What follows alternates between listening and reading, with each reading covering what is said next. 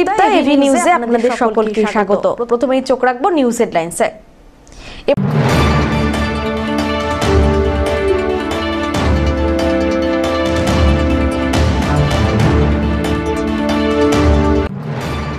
দম্পতির আত্মহত্যার প্ররোচনা দেওয়ার মূল অভিযুক্তের জামিনের বিরোধিতা করে ফের হাইকোর্টের জলপাইগুড়ি সার্কিট বেঞ্চের মামলায় মূল অভিযুক্ত পুরসভার ভাইস চেয়ারম্যান সৈকত চট্টোপাধ্যায়।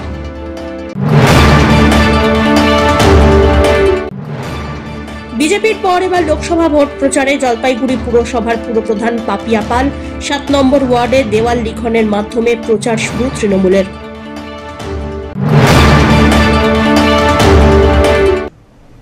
এবার আসছে বিস্তারিত সংবাদে। দম্পতি আত্মহত্যার প্ররোচনা দেওয়ার মামলায় মূল অভিযুক্ত সৈকত চট্টোপাধ্যায়ের জামিন খারিজ করার দাবিতে জলপাইগুড়ির সার্কিট বেঞ্চের ডিভিশন বেঞ্চে মামলা করলেন বিজেপি বিধায়ক শিখা চট্টোপাধ্যায়।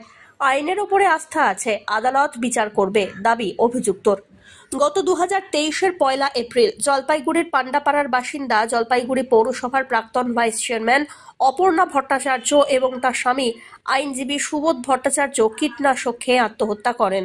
এই ঘটনায় আত্মহত্যার ঘটনার প্ররোচনা দেওয়ার অভিযোগ ওঠে তৎকালীন যুব তৃণমূল জেলা সভাপতি তথা বর্তমানে জলপাইগুড়ি পৌরসভার ভাইস চেয়ারম্যান সৈকত চট্টোপাধ্যায় এবং 14 নম্বর ওয়ার্ড তৃণমূল কাউন্সিলর সন্দীপ ঘোষ সহ আরও 2 জনের বিরুদ্ধে। কলকাতা হাইকোর্ট সুপ্রিম কোর্টে আগাম জামিনের আবেদন খারিজ হওয়ার পর দীর্ঘদিন ফেরার থাকার পর অবশেষে জেলা সিজিএম আদালতে গত 16 অক্টোবর আত্মসমর্পণ করেন সৈকত। এরপরে গত 1 নভেম্বর তাকে জামিন দেওয়া হয়। এখানে মৃত ভট্টাচার্য পরিবারের দিদি তথা বিজেপি বিধায়ক শিখা চট্টোপাধ্যায়ের প্রশ্ন, যেখানে দেশের সর্বোচ্চ আদালত হাইকোর্ট অভিযুক্তের জামিন মঞ্জুর করেনি, সেখানে সিজিএম আদালত তার বিচারক কি করে জামিন দিলেন?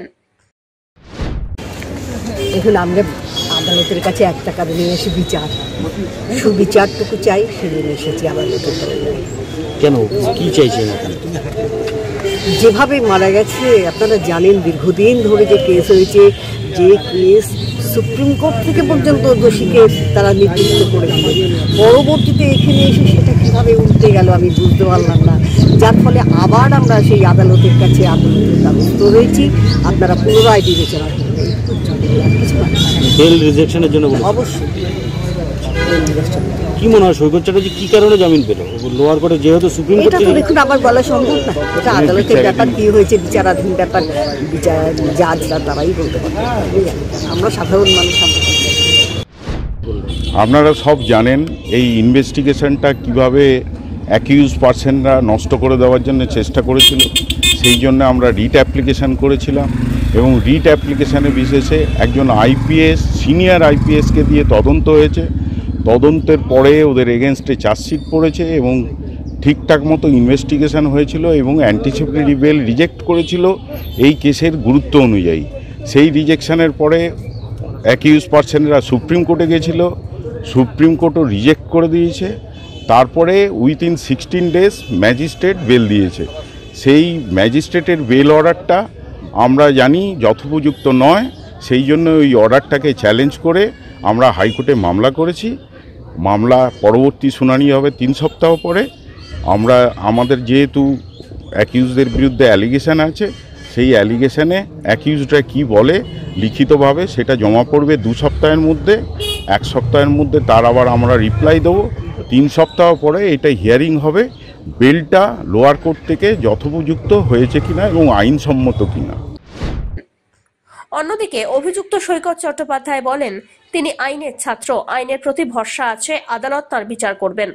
এদিকে ডিভিশন বেঞ্চের বিচারপতি হরিশ টেন্ডন এবং সুপ্রতীক সরকারের ডিভিশন বেঞ্চে মামলার শুনানি হয়। 3 সপ্তাহ বাদে পুনরায় শুনানি হবে। আপনারই বেল রিজেকশনের জন্য আবার ফের শিখা চ্যাটার্জি মামলা করলেন হাইকোর্টে, কি বলবেন?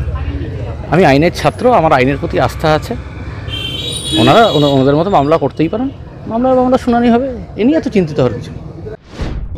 ক্যান্সেলেশন অফ বেলের জন্য আজকে ওনাদের যে লয়ার উনি ছিলেন এবং আমরা উপস্থিত ছিলাম, অনারেবল জাস্টিস হরিশ ট্যান্ডন এবং তার ডিভিশনস বেঞ্চে এই মামলাটি শুনানির জন্য আজকে উঠেছিল। এবং এটা যেটা হচ্ছে যে অর্ডারটা হয়েছিল সেটা হচ্ছে অনারেবল সুপ্রিম কোর্ট যে অর্ডারটা দিয়েছিল এবং লিবার্টি দিয়েছিল যে অন্য কোনো অর্ডার দ্বারা প্রেজুডিস না হয়ে লার্নেড কোর্টকে ডাইরেকশনস দিয়েছিল যে ম্যাটারটাকে কনসিডার করার জন্য, এবং considering all aspect learned CGM ওনার বেলটা গ্র্যান্ট করেছিল, এবং ওনারা সেই অর্ডারের এগেনস্টে আজকে এসেছিলেন, এবং অনারেবল জাস্টিস যেটা অর্ডার দিয়েছে বলেছেন যেহেতু আমরা আজকে অ্যাপিয়ার করেছি এবং আমাদেরকে 2 সপ্তাহ সময় দিয়েছে যে আমরা এপিডিপিটি ইন অপোজিশন দেব, এবং 3 সপ্তাহ পরে ম্যাটার উইল বি হার্ড। 1 সপ্তাহ পরে ওনারা রিপ্লাই দেবে, তারপরে ম্যাটারটা হিয়ারিংয়ে আসবে। এবং এটা সম্পূর্ণ একটা বলবো রাজনৈতিক প্রতিহিংসা চারিতার্থ করবার জন্য এটা করা হয়েছে, এবং এটা খুব সহজ ব্যাপার নয়। ঘটনা হচ্ছে যে অনারেবল সিজিএম যে অর্ডারটা দিয়েছে সেটা কারেক্ট দিয়েছে, এবং সেটা সুপ্রিম কোর্টের গাইডলাইন্স মেনে এবং তার পেরিফিনির মধ্যে থেকেই অর্ডারটা পাস করেছে। ওনারা কি চাইছেন? ওনারা চাইছেন যে বেলটা যাতে ক্যান্সেল হয়। বিজেপির পর এবার লোকসভা ভোট প্রচারে ময়দানে নামলেন স্বয়ং জলপাইগুড়ি পুরসভার পুরপ্রধান পাপিয়া পাল। বৃহস্পতিবার পুরপ্রধান তার নির্বাচনী ক্ষেত্র অর্থাৎ 7 নম্বর ওয়ার্ডে দেওয়াল লিখন শুরু করেন। দেওয়াল লিখনের মাঝেই পাপিয়া পাল জানিয়েছেন তাঁদের দলের নেতৃত্বে রাজ্য সরকার এবং পুরসভা যা কাজ করেছে তাতে তাঁরা নিশ্চিত তৃণমূলই জিতবে। কিন্তু নির্বাচন নিঘণ্টর প্রচার হওয়ার আগেই এই প্রচার কেন? এই প্রশ্নের উত্তরে তিনি জানিয়েছেন তারা এতদিন যে সমস্ত জনহিতৈষীমূলক কাজ করেছেন তা বুথে বুথে গিয়ে প্রচার করা হচ্ছে। দেওয়াল লিখনে কোনো প্রার্থীর নাম দেওয়া হয়নি, দলের নেত্রীর নাম এবং একই সঙ্গে দলের নির্দিষ্ট প্রতীক চিহ্নের নামে দেওয়াল লিখন হলো। লোকসভা নির্বাচন আসন্ন, তার প্রচারের প্রাক মুহূর্তে একটু জরুরি যে আমাদের যেগুলো প্রায়োরিটি নিয়ে প্রাক মুহূর্তে যেগুলো করার সেগুলো সবেমাত্র শুরু হয়েছে। ইতিমধ্যেই আপনারা জানেন যে লোকসভা নির্বাচন এখনও ঘোষণা করা হয়নি, কিন্তু আমাদের বুথে বুথে প্রতিটি বুথে বুথে আমাদের চলছে, ঘরোয়া মিটিংগুলো চলছে, এখনও নোটিফিকেশান জারি হয়নি। তার প্রাক প্রস্তুতি পর্ব হিসাবে আমরা ওয়াল পেইন্ট করা বা লেখা মোটামুটি শুরু করে দিচ্ছি। এখনও যেহেতু প্রার্থীর নাম ঘোষণা হয়নি সেই জায়গাটুকু বাদ রেখে আমরা প্রচারে ইতিমধ্যেই কিন্তু আমরা নেমে পড়েছি। কি আশা করছেন তৃণমূলের? এটা আর বলবার অপেক্ষা রাখে না।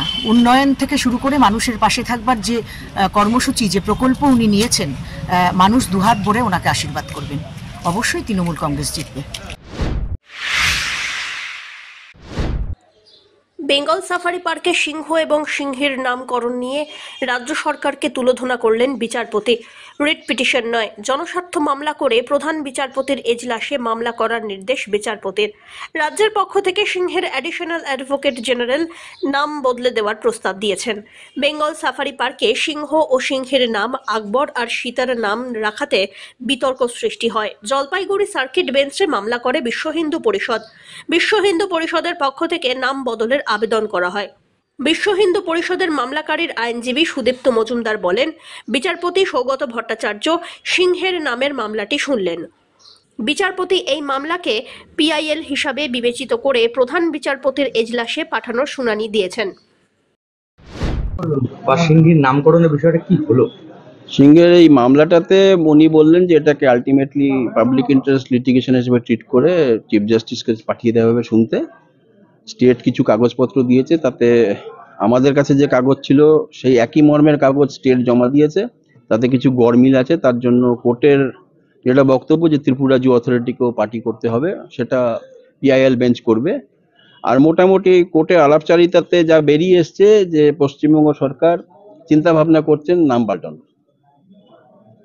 সেটা আপনারা যদি কোর্টের লাইভ স্ট্রিমিং দেখেন তাহলে ওখানে পেয়ে যাবেন যে অ্যাডিশনাল অ্যাডভোকেট জেনারেল কোর্টে বলার সময় বলেছেন, প্রস্তাব দিয়েছেন যে আমি এটাকে চেষ্টা করছি যাতে রিনেমিং হয়ে যায়। আশা করছি যে ওনারা রিনেমিং করে দেবেন ফার্দার কন্ট্রোভার্সি অ্যাভয়েড করার জন্য। বিচারপতি কি কোনো নাম বদলের নির্দেশ দিয়েছেন? উনি লিখিতভাবে কোনো নির্দেশ দেননি, কিন্তু উনি যা বলার উনি বলেছেন। উনি অফ দ্য রেকর্ড বলেছেন, কাজী আমার as an advocate of the court আমার অফ দ্য রেকর্ডের কথা কিছু বলা উচিত হয়নি।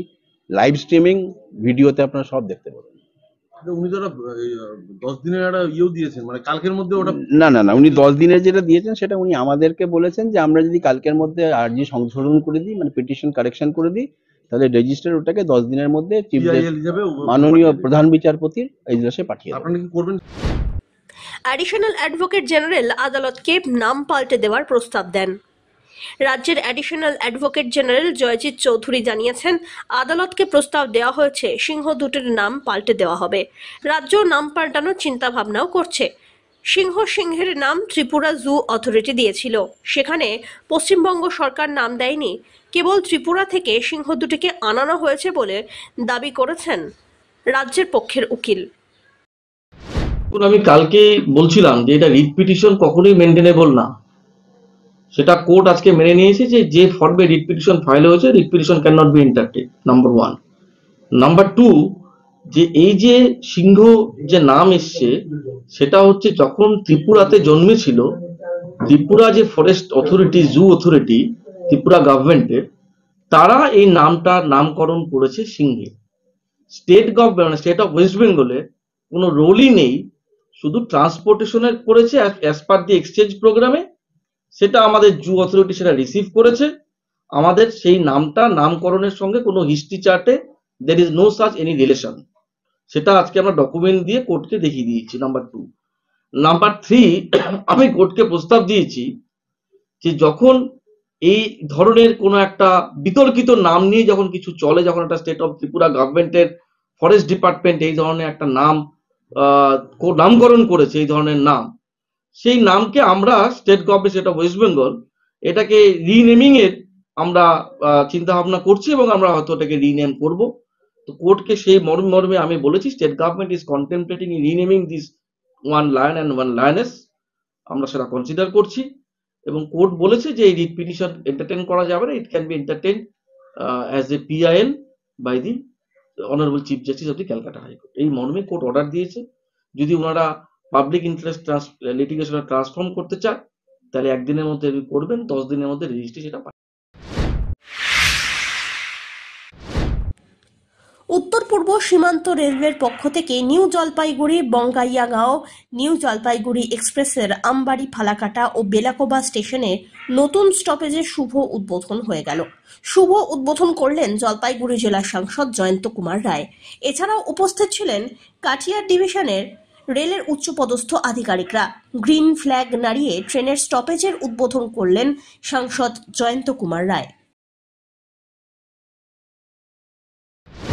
গেল নিউ জলপাইগুড়ি বঙ্গাইগাঁও এক্সপ্রেস, এটার আজকে থেকে এখানে যাত্রা শুরু করলো। অর্থাৎ এখান থেকে এবারে এখানে কিন্তু এই ট্রেনটা দাঁড়াবে। এবার অনেক দিনের আশা ছিল এখানকার মানুষের। আমাকে কিছুদিন আগে জানায়, বিশেষ করে আমার সাথে সাথে যারা আছেন দেখতে পাচ্ছেন, এনারা আমাকে কয়েকদিন আগে নিয়েও এসেছিল, দেখিয়েছিল যেখানকার কত গুরুত্বপূর্ণ এই ট্রেনটা। বলার পর আমি রেলওয়ে বোর্ডে, রেলওয়ে মিনিস্ট্রিতে, তারপর DRM, GM এনাদের সাথে যোগাযোগ করি এবং তারপরে তারা রাজি হয় এবং এই ট্রেনটাকে আজকে থেকে আবার চালু হওয়া শুরু। কোথায় স্টপেজ নতুন হলো এই স্টেশন? এটা দুটো স্টপেজ, যেটা বেলাকোবাতে ছিল আর আমবাড়ি ফালাকাটা ছিল না। কতটা সুবিধা হবে এলাকার মানুষ মনে করছেন? দেখুন, এখান থেকে সাধারণ মানুষ কিন্তু সাধারণত ট্রেনে যাতায়াত করে, বিশেষ করে বাসে তো ভাড়া অনেকটা বেশি, সময় বেশিক্ষণ লাগে, এখানে নির্দিষ্ট টাইমে পৌঁছতে পারে না, যেতেও পারে না। সেক্ষেত্রে কিন্তু ট্রেনের উপর গরিব মানুষ, সাধারণ মানুষ কিন্তু অনেকটাই রেলের উপর নির্ভরশীল। রাজগঞ্জ থেকে সুস্মিতা চন্দ্রের রিপোর্ট, AV নিউজ।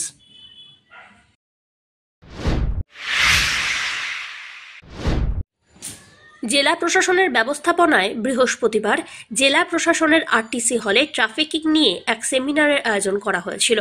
সেমিনারে উপস্থিত ছিলেন জলপাইগুড়ি জেলার বিভিন্ন বিদ্যালয়ের ছাত্রছাত্রী সহ শিক্ষক শিক্ষিকারা। এছাড়াও জেলা পুলিশের আধিকারিক এবং ট্রাফিকিং কিভাবে হয় তা নিয়ে সেমিনারে বিস্তারিত আলোচনা চলে। পাশাপাশি ট্রাফিকিং কিভাবে হয় তা নিয়ে ছাত্রীদের বোঝানোর জন্য বিশেষ পর্যালোচনা চলে। এর মাধ্যমে ছাত্রীরা অনেকটাই তাদের ভবিষ্যৎ নিয়ে বুঝতে পারবেন কিভাবে ট্রাফিকিং হয়, এমনটাই আশাবাদী প্রশাসন। অমিত বণিকের রিপোর্ট, AV নিউজ।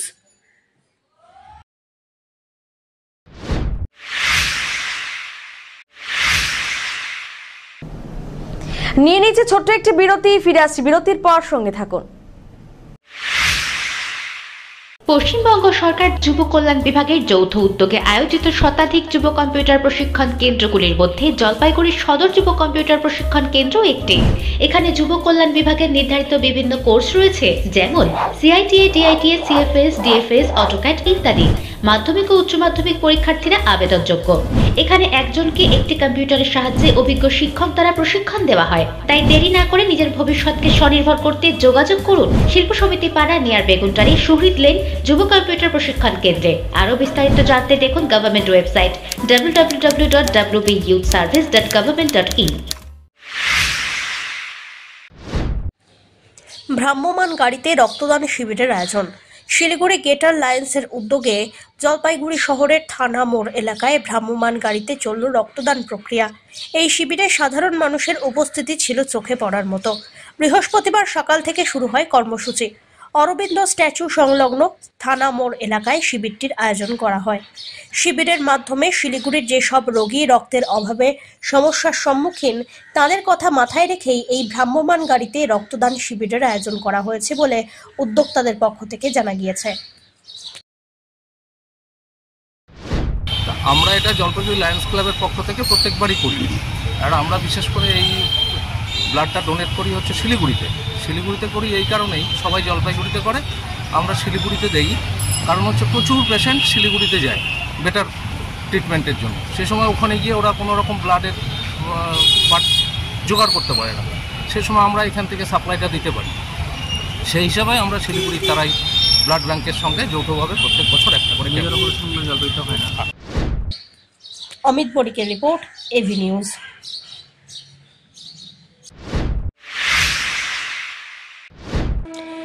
বিক্ষিপ্ত বৃষ্টিতে ভিজল জলপাইগুড়ি সহ সংলগ্ন এলাকা। সিকিমের তুষারপাতের কারণে বাড়তে পারে শীতের প্রকোপ। আবহাওয়া দপ্তরের পূর্বাভাস অনুযায়ী উত্তরে জলপাইগুড়িতে বৃহস্পতিবার সকাল থেকে মেঘলা আকাশ, সঙ্গে হিমেল হাওয়া আর কুয়াশা। শীতের আমেজ লক্ষ্য করা যাচ্ছে। এদিন বেলা বাড়লেও সূর্যের দেখা নেই। শহরের বাসিন্দা সুব্রত সরকার জানান, ঠান্ডার সঙ্গেই দু এক ফোঁটা বৃষ্টিও হয়েছে। এমন সময় এই আবহাওয়া আগে দেখা যেত না। আগে তো এরকম থাকতো না। এখন এবছর একটু ওয়েদারটা চেঞ্জ হয়েছে অন্যরকম। এই সময় ঠান্ডা থাকে না, আগে খুব কম থাকে আর কি ঠান্ডা। ফাল্গুন মাস তো ওটা কম থাকে আর কি। আচ্ছা। এবারে ঠান্ডা আছে, ঠান্ডা আছে। গার্ডওয়াল নির্মাণকে কেন্দ্র করে সমস্যার জের। সমস্যা সমাধানে ফের এলাকায় সমষ্টি উন্নয়ন আধিকারিক। বোয়ালমারি পশ্চিম ঝাকুয়াপাড়া এলাকায় একটি কালভার্টের মুখে গার্ডওয়াল নির্মাণকে কেন্দ্র করে বেশ কিছুদিন ধরে এলাকায় সমস্যা তৈরি হচ্ছিল বলে দাবি। বিষয়টি নিয়ে এলাকাবাসীরা দফায় দফায় মীমাংসা সভার আয়োজন করেন। পঞ্চায়েত প্রধান সহ পুলিশ প্রশাসনের উপস্থিতিতে মীমাংসা না হওয়ায় এলাকাবাসী হলদিবাড়ি সমষ্টি উন্নয়ন আধিকারিকের দ্বারস্থ হন। অবশেষে হলদিবাড়ির বিডিও রেঞ্জি লামা শেরপার তৎপরতায় মীমাংসার পথ বেরিয়ে আসে। গার্ডওয়াল নির্মাতা কিছুটা গার্ডওয়াল ভেঙে দেন, কিন্তু এইটুকু গার্ডওয়াল ভাঙতে মূল সমস্যার সমাধান হবে না, এমনটাই দাবি এলাকাবাসীর। তাই পুনরায় সমষ্টি উন্নয়ন আধিকারিকের সঙ্গে যোগাযোগ করলে এদিন হলদিবাড়ির বিডিও রেঞ্জিং লামা শেরপা পুনরায় ঘটনাস্থলে আসেন। পরবর্তীতে আইনি প্রক্রিয়ার মাধ্যমে সমস্যা সমাধানের পথে এলাকাবাসী যাবেন বলে হুঁশিয়ারি দেওয়া হয়েছে। উনি মুখে বলেন এক, উনি মানে যিনি জমির এইখানে মালিক, যিনি নতুন করে জমি কিনে সিন্ডিকেট করছেন, মানে গার্ডওয়াল করছেন, উনি কথা দিয়েছিলেন গোটা গার্ডওয়াল ভেঙে দিয়ে এই জলের মুখটা, প্রবাহটা উনি মুক্ত করে দিবেন, জল যেন যেতে পারে। অথচ দেখলেন উনি কায়দা করে কি করলো না, 2-3 ফিট 5 ফিট ম্যাক্সিমাম 6 ফিট হবে হয়তো, ভেঙে দিল এবং বিডিও অফিসকে বলেছিল যে না আমি ভেঙে দেওয়ার কাজ চলেছে এবং আমি পুরোটাই ভেঙে দেব। কিন্তু আমরা কি দেখলাম, আমরা 7 দিন অতিবাহিত হয়ে যাওয়ার পরেও দেখলাম সেই 6 ফিটই রয়ে গেল, সেটা আর বাড়লো না। মানে কি মনে করছেন, ভিডিওর অর্ডারটাকে ভায়োলেট করছে? হ্যাঁ, ভিডিওর অর্ডারও ভায়োলেট করছে, আমাদেরও বোকা বানাচ্ছে। যার জন্য আমরা সরাসরি ভিডিও ম্যাডামকে ফোন করে জানালাম আপনি সরজমিনে আরেকবার দেখে আসুন যে অ্যাকচুয়ালি উনি যে রিপোর্টটা আপনাকে করেছে ও ভেঙেছে কিনা। যার জন্য আমাদের এই আবেদনে সাড়া দিয়ে আবার ভিডিও ম্যাডাম চলে এসছেন এবং উনি সচক্ষে দেখছেন, আপনারাও দেখছেন মিডিয়া, দেখুন উনি ও 6 থেকে 6 ফিটের মতো ভেঙেছে, বাদ বাকি গোটা গার্ডওয়ালের যে অবস্থায় ছিল সেই অবস্থাতেই আছে। বলছিলাম যেইটুক ভাঙা হয়েছে কি মনে করছেন এইটুক দিয়ে মানে জলপ্রবাহ সঠিকভাবে যাবে না? অসম্ভব। তাহলে তো আমরা দ্বিতীয়বার জানতাম, যদি এই 6 ফিটের মধ্যে দিয়ে এত প্রবাহের একটা 3টে অঞ্চলের জল এই 6 ফিটের মধ্যে দিয়ে যদি চলে যেতে পারতো তাহলে তো মানে এটা কি বলবো, তাহলে তো আন্দোলনের মানে ছিল না। আজকে এখানে যদি গোটা গার্ডওয়াল ভেঙে দেওয়া যায় তাতেও জলের প্রভাব এখানে মানে জল রাস্তার সমান প্রায় রাস্তা ডুবে থাকে, চলাচলের রাস্তা ডুবে থাকে। এই মুহূর্তে কি দাবি রয়েছে আপনাদের? সব্যসাচী মজুমদারের রিপোর্ট, এভি নিউজ।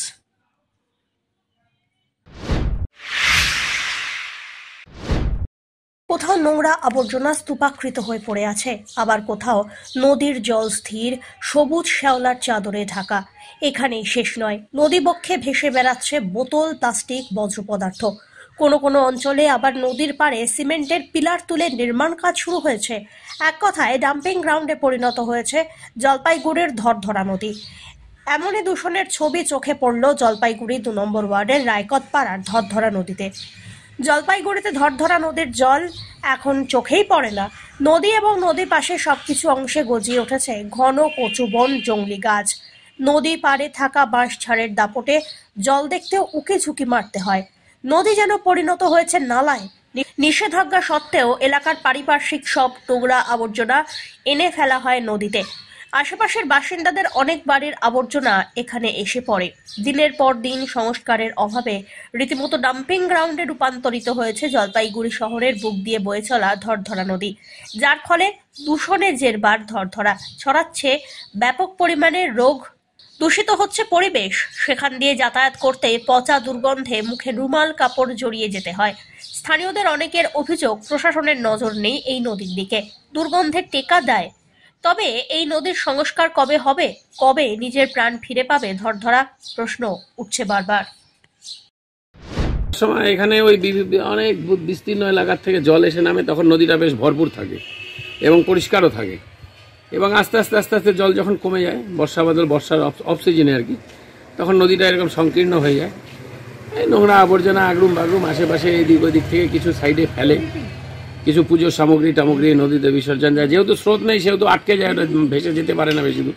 পৌরসভা পরিষ্কার করে? পৌরসভা মাঝে সাঝে দেখি তো এসে সাইডে এগুলো জঙ্গল পরিষ্কার করে, জঙ্গল পরিষ্কার করে, নদী পরিষ্কার করে না। নদীর ভেতরে সেরকম পরিষ্কার আমার চোখে পড়েনি, আমি থাকি না সারাদিন বাড়িতে। যদিও তাও কতদিনকার পুরনো নদী, এটা কি মনে হয় আপনার? ছোটবেলা থেকে দেখছেন নদী? হ্যাঁ হ্যাঁ হ্যাঁ, নদী তো আমাদের ছোটবেলার থেকে, আমাদের জন্মগত এখানে। নদী পরিষ্কার এটা কিছুটা হয়তো দায়ে পড়ে ইরিগেশন দপ্তরের ওপর। আমাদের জলপাইগুড়ি পুরসভার সেই ইনফ্রাস্ট্রাকচার নেই যে নদীগুলোকে পরিষ্কার করবা। এটার একটা বিরাট পরিকল্পনা মাফিক বিভিন্ন ধরনের যে ইনফ্রাস্ট্রাকচার সেটা দরকার। তবুও আমাদের পুরসভার তরফ থেকে কিন্তু করলা নদী সংস্কার, মাঝে মাঝেই আমরা লোক নামিয়ে নৌকো দিয়ে আমাদের করলা নদী যেভাবে পরিষ্কার করা হয়, ধরধরা ব্রিজ যদি অপরিষ্কার থাকে নিশ্চয়ই আমরা ইরিগেশন দপ্তরকেও জানাবো এবং আমাদের তরফ থেকেও যেটুকু করবার আমাদের সামর্থ্য অনুযায়ী আমরা নিশ্চয়ই দেখে নেব। সেটা ইরিগেশন দপ্তরের সঙ্গে কথা বলবো, যদি ড্রেজিং করার প্রয়োজন হয় নিশ্চয়ই ওনারা করবেন, আমরা নিশ্চয়ই আবেদন করবো সেই দপ্তর। অমিত বণিকের রিপোর্ট, এভি নিউজ।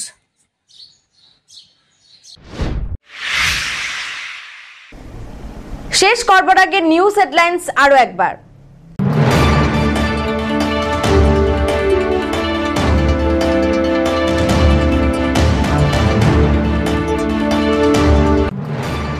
দম্পতির আত্মহত্যার প্ররোচনা দেওয়ার মূল অভিযুক্তের জামিনের বিরোধিতা করে ফের হাইকোর্টের জলপাইগুড়ি সার্কিট বেঞ্চের মামলায় মূল অভিযুক্ত পুরসভার ভাইস চেয়ারম্যান সৈকত চট্টোপাধ্যায়।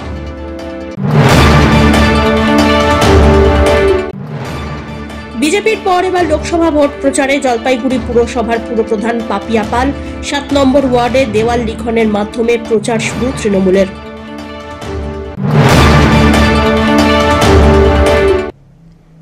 এখনকার মতন এভি নিউজ এ পর্যন্তই। পরবর্তীতে আসছি আরো সংবাদ নিয়ে, দেখতে থাকুন আমার ভিশন। নমস্কার।